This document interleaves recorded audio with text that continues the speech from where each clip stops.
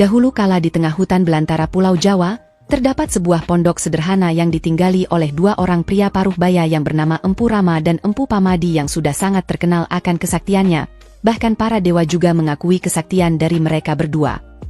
Kedua empu itu menetap di tengah hutan dengan tujuan untuk membuat senjata pusaka berupa keris sakti. Suatu hari ada dua dewa yang bernama Batara Narada dan Dewa Penyarikan yang turun ke bumi dengan tujuan untuk memeriksa sebuah gunung di sisi selatan Pulau Jawa, di mana gunung tersebut bernama Gunung Jamur Dipa. Setelah selesai memeriksa gunung itu, kedua dewa tersebut pun kembali ke Kayangan untuk melaporkan hasil investigasi mereka ke Batara Guru. Dari laporan kedua dewa tersebut mengatakan bahwa keberadaan Gunung Jamur Dipa ini membuat Pulau Jawa menjadi miring ke sebelah selatan, sehingga Gunung Jamur Dipa ini perlu dipindahkan ke daratan rendah sebelah utara agar Pulau Jawa bisa seimbang.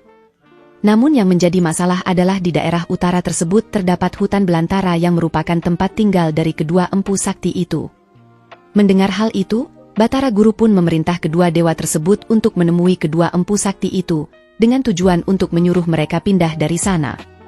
Singkat cerita, kedua dewa tersebut pun menemui kedua empu sakti itu, di mana setelah bertemu, kedua dewa itu pun menjelaskan maksud dan tujuan kedatangan mereka di sana.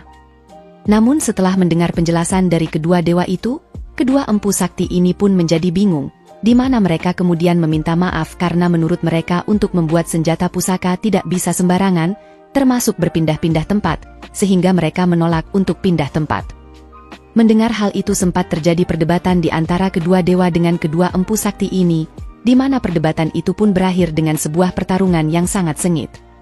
Pertarungan itu pun terjadi selama beberapa hari, dan karena kedua empu tersebut sangat sakti mandraguna, sehingga membuat kedua dewa tersebut agak kewalahan dan akhirnya memutuskan untuk mundur dan kembali ke Kayangan.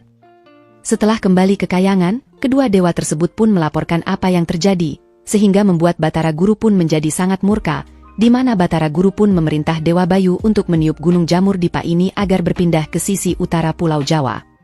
Di sini dengan kesaktian Dewa Bayu, Gunung Jamur Dipa ini pun bisa dipindahkan, dan Gunung Jamur Dipa ini pun jatuh tepat di atas tempat tinggal kedua empu sakti itu, dan kedua empu sakti ini pun ikut tertindih oleh Gunung Jamur Dipa ini hingga tewas seketika.